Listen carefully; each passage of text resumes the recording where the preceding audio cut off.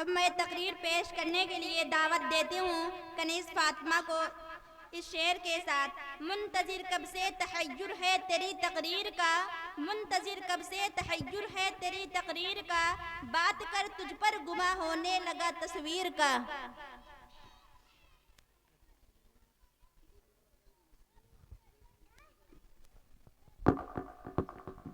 اے بچوں ادھر آ بیٹھ جاؤ۔ الرحمن الرحیم الحمدللہ رب العالمین والصلاة والسلام علی سید الانبیاء ابھی عمران صاحب کہاں ہیں بھائی؟ دیکھیں کچھ بچے مسجد کے اوپر چڑھ رہے ہیں، چھوٹے چھوٹے پر بدماشی کر رہے ہیں۔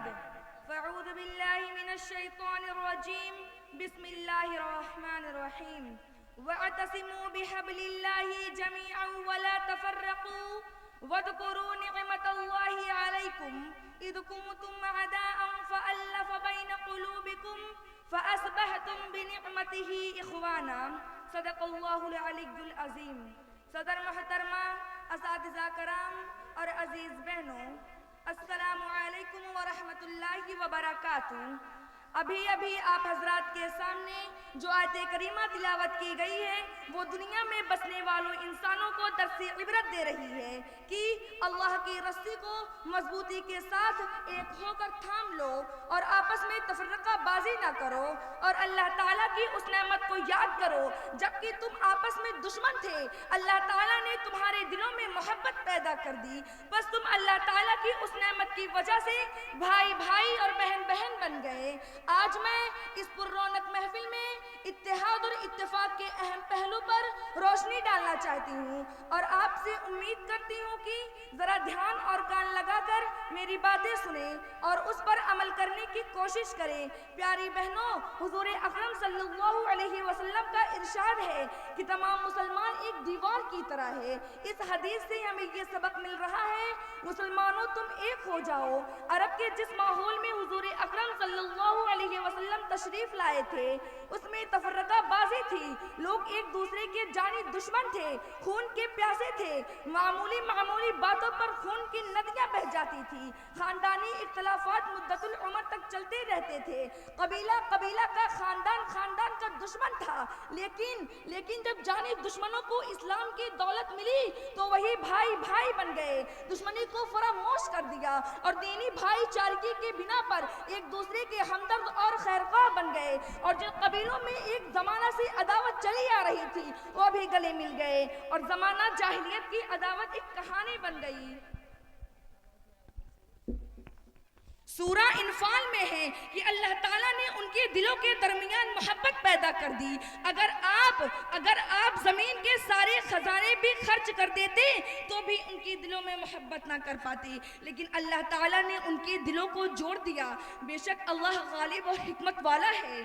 معزز سامعات، صحابہ کرام کا تو یہ حال تھا کہ اسلام لانے کے بعد انہوں نے پشتوں کا جھگڑا منٹوں میں ختم کر دیا، اور آج ہمارا یہ حال ہے کہ ہم مسلمان کے گھر پیدا ہوئے، مسلم گھرانے میں پلے بڑھے، خدا کے فضل و کرم سے اسلام کی دولت ہم کو پشتہا پشت سے نصیب ہے، مگر ہم اپنی عداوتوں کو ختم کرنے کے بجائے اس کو اور بڑھاتے ہیں، گلے ملنے، بھائی اور بہن بن جانے میں اپنی ہتک سمجھتے ہیں۔ ہم دنیا بھر کے فضول چکروں میں مبتلا ہیں، کسی کو بھی ختم کرنے کی فکر نہیں۔ بتائیے کیا ان حالات میں ہم آگے بڑھ سکتے ہیں، ترقی کر سکتے ہیں؟ کیا اتحاد اور اتفاق کی دولت کے بغیر کوئی قوم باعزت زندگی گزار سکتی ہے؟ ہرگز نہیں۔ فرقہ بندی ہے کہیں اور کہیں ذاتیں ہیں، فرقہ بندی ہے کہیں اور کہیں ذاتیں ہیں، کیا زمانے میں پنپنے کی یہی باتیں ہیں؟ مالک ارض و سما کا فرمان ہے کہ ہر وقت ہمارے خیالوں اور خوابوں میں یہ ہونا چاہیے کہ اگر کوئی مسلمان بہن رنج و غم میں مبتلا ہے تو دوسری مسلمان کو تڑپ جانا چاہیے، اگر کوئی بہن بیماری کی وجہ سے کرا رہی ہو تو دوسری بہن کو عیادت کرنا چاہیے۔ پیاری بہنوں، اگر اتحاد اور اتفاق کی دولت ہمارے ہاتھوں میں باقی رہی، گروہ و بندی سے باز رہے تو فوز و فلاح اور کامیابی و کامرانی ہمارا قدم چومے گی۔ بے شک ایک بہت تجربہ کار شیخ نے اپنے چند بیٹوں کو वसीयत करते हुए फरमाया, ए बेटो एक मजबूत रस्सी लाओ। बेटों ने रस्सी लाई। उस बूढ़े बाप ने कहा, तुम सब मिलकर इस रस्सी को खूब ताकत लगाकर तोड़ो। सब बेटे पूरी ताकत लगाकर खींचते रहे, लेकिन उस रस्सी का एक बाल भी इधर उधर ना कर सके। उसके बाद उस बूढ़े बाप ने कहा, तुम सब मिलकर इस रस्सी की गिरहें अलग अलग कर दो। जब उस रस्सी की गिरहें अलग हो गई तो उस बूढ़े बाप ने अपने सबसे छोटे बेटे से कहा कि ऐ बेटे इस रस्सी को तोड़ो। उस बच्चे ने निहायत आसानी के साथ तोड़ दिया। फिर उस तजुर्बाकार बूढ़े बाप ने अपने बेटों को मुखातब करके फरमाया कि अगर तुम सब आपस में इत्तेहाद और इत्तेफाक से रहे, एक होकर रहे, तो दुनिया की कोई भी ताकत तुम्हारा एक बाल भी इधर उधर ना कर सकेगी।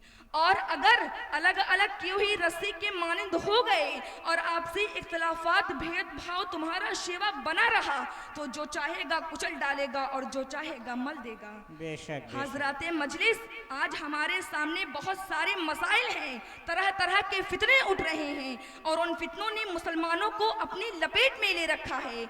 लोग एक दूसरे के जानी दुश्मन हैं। क्या हमने कभी उस पर गौर किया और कभी सोचा?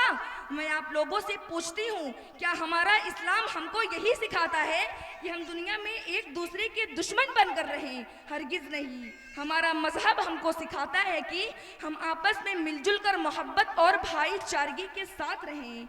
मेरी दीनी बहनों, अब आइए हम सब मिलकर इस बात का अहद करें कि हम सब आइंदा से मिलजुल कर रहेंगे, एक दूसरे के काम आएंगे, ताकि हमारे अंदर इत्तेहाद और इत्तेफाक जैसी अजीम क़ुव्वत कायम व दायम हो जाए और हमारे पास से नफरत व फ़िरक़ाबंदी का गुज़र भी ना हो सके। 7 संदूकों में भरकर दफन कर दे नफरतें, 7 संदूकों में भरकर दफन कर दे नफरतें। आज इंसान को मोहब्बत की ज़रूरत है बहुत।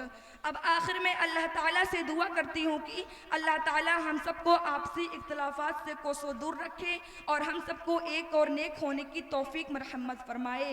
आमीन। व आखिरु दावाना अनिल हम्दुलिल्लाहि रब्बिल आलमीन। अस्सलामु अलैकुम व रहमतुल्लाहि व बरकातुहू। ये हैं कनीज़ फातिमा आज़ाद खां, आज़ाद भाई कराना वाले की बच्ची है। अल्हम्दुलिल्लाह बहुत अच्छे ढंग से आप लोगों के सामने इत्तेहाद व इत्तेफाक पर बयान पेश किया। मेरी प्यारी माओ और बहनों, इत्तेहाद और इत्तेफाक का मतलब सिर्फ मिलकर बैठना नहीं, बल्कि एक दूसरे के दुख दर्द को अपना समझना और दुश्मनों के सामने शीशा पिलाई हुई दीवार बन जाना है। याद रखें, जब हम बटे होते हैं तो दुनिया हमें मिटाती है। इंतशार और तासुब सिर्फ हमारी जड़ें काटते हैं। आइए आज के दिन ये अहद करें कि हम अपनी ज़ाती मफादात को कुर्बान करके उम्मत मुस्लिमा और वतन अजीज़ के मफाद में मुत्तहिद होंगे।